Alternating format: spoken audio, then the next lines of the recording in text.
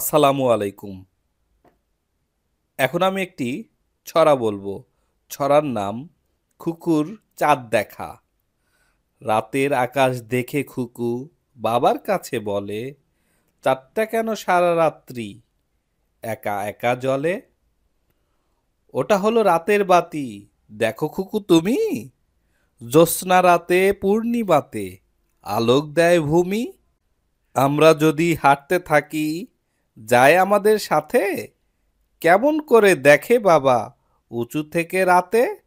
যেমন তুমি ছাদটা থেকে দেখো আমায় চেয়ে, যত দূরে যাই না কেন যাবে আমায় পেয়ে।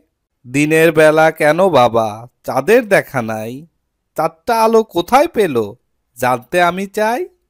ওঠো তুমি রবির আলোয় সকাল হলে যেমন, চাঁদটা জাগে রাতের বেলা দিনে ঘুমায় তেমন। ধন্যবাদ।